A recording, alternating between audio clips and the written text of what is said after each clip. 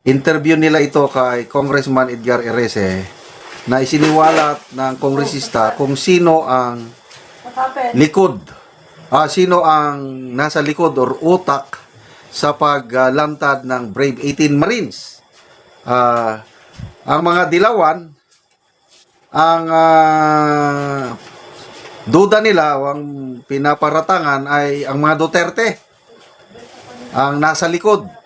Kaya lang, iba ang pananaw ni Congressman Erese. Sabi niya, Saldico ang nasa likod nito. Ang title dito is, Erese claims Saldico using ex-soldiers as leverage against government. Pakinggan natin siya. Is trying to get a leverage in this government. Kasi dahan-dahan yung kanyang pagsasabi ng mga detalye. So, parang message, pagka diniin nyo ako, ay lalabas ko lahat to. At alam naman natin na si Congressman Saldico ay kanang kamay ni Speaker Martin Romualdez. So parang, pabayaan nyo ako dito, tahimik ako dito sa Portugal, pagka ako extradite nyo, ilalabas ko lahat to. So parang this is a clear message to the government na don't touch me or else mukhang na-compromise na rin si Senator Ping Lacson, hindi na nag-iimbestiga yung Senator Rino. Sabi niya, tawag mo, malalaman mo doon kung totoo hindi sinasabi. Ang galing-galing mag-interrogate ni Senator Lacson Congressman Saldico is trying to get leverage in this government. Kasi dahan-dahan yung kanyang pagsasabi ng mga detalye. So, parang message, pagka diniin nyo ako, ay lalabas ko lahat to. At alam naman natin na si Congressman Saldico ay kanang kamay ni Speaker Martin Romualdez. So parang, pabayaan nyo ako dito, tahimik ako dito sa Portugal, pagka ako extradite nyo, ilalabas ko lahat to. So parang this is a clear message to the government na don't touch me or else mukhang na-compromise na rin si Senator Ping Lacson, hindi na nag-iimbestiga yung Senator Rino. Sabi niya, tawag mo, malalaman mo doon kung totoo hindi sinasabi. Ang galing-galing mag-interrogate ni Senator Lacson Congressman Saldi. Galing Ngayon ko lang yan naisip ano sa tingin nyo, may posibilidad na si Saldico ang nag-orchestrate lahat nito? Okay, opinion ko lang ito Naniniwala ako dito kay Attorney Baligod na anti-corruption fighter siya, SAR. So, mahirap hikayatin yung 18. Kailan kung mismo si Saldico ang nasa likod nito, ay madali. Dati nilang boss Kaya hanggang ngayon, tawag pa rin nila boss. May nagtrabaho, sabi ni Atty. Baligod yung pinakamatagal 9 years na nagtrabaho kay Saldico. Matagal yon. May iba, 7 years, 5 years, 3 years, 2 years. Ganun. Yung Brave 18 na yan. So, kung ako yung tatanungin, may posibilidad, although not sure. Di natin alam. Ito, opinion lang ito ni Congressman Erese na ako sumasang-ayon nga posible ginagamit ni Saldico itong mga Brave 18 Marines para warningan ang gobyerno. Marami pa akong balang ilalabas sa'yo. Lalo na ngayon, nagsalita ang Brave 18 Marines. Kung biglang mag-video ulit si Saldico, sabi niya, lahat ng sinasabi ng 18 Marines, totoo yan. Adi, patay sila. So, kaya ngayon, tahimik na si Secretary John Vic Rimulya. Siya ang palaging nagsasalita noon tungkol kay Saldico na nasaan na siya, anong ginagawa. Palaging nagpre-press con yan. Ngayon, bigla silang tumahimik. As in, wala na. si Pangulong Marcos, nung in-interview siya, nung nasa New York siya, nagka-utal-utal sa pagsagot na, hindi, mahirapan tayong makuha si Saldico dahil we need the cooperation of Portugal. Ganon. So, ano na talaga, sariling observation ko lang ito, lumalabas na nagiging inutil na ang administrasyong ito sa pagpauwi o pag-extradite, pagpakulong kay Saldico. Wala na. Nagkasya na sila o kontento na sila nga ang napakulong lang nila si ex-senator Ramon Revilla. Yun lang. Wala na iba. Maliban lang kay sino to? Sara Diskaya at iba pang mga maliliit na isda taga DPWH. Yun lang. Kaya grabing ano nitong Saldico.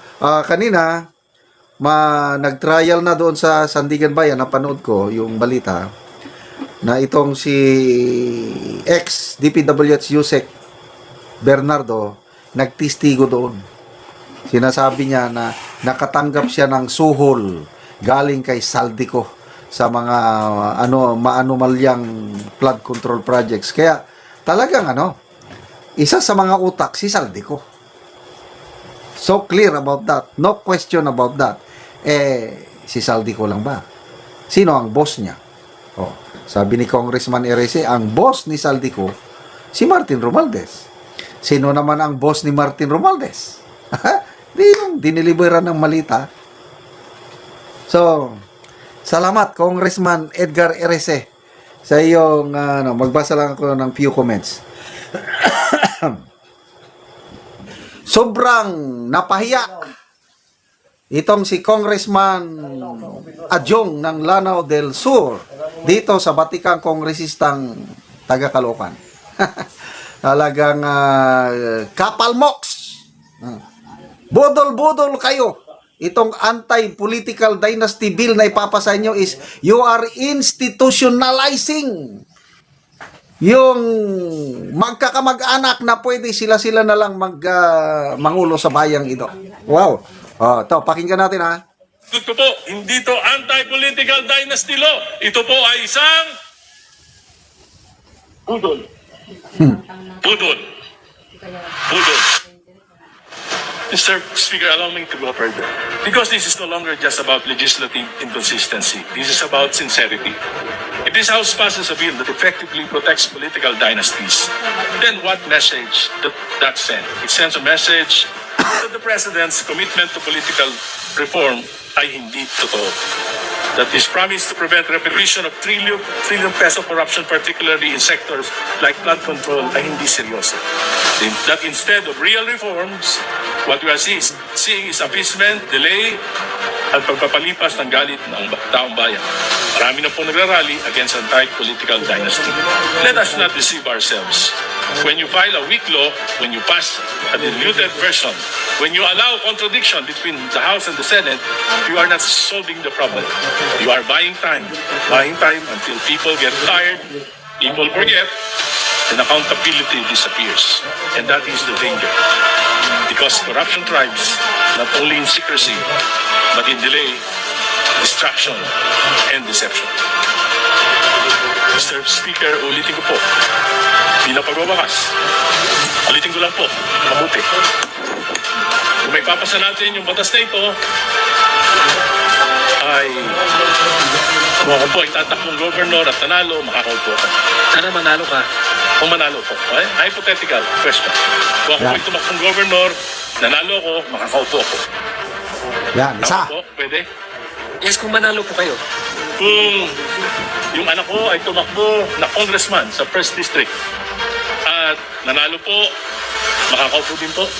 Yes po, kung namanalo. Pwede po? Dalawa.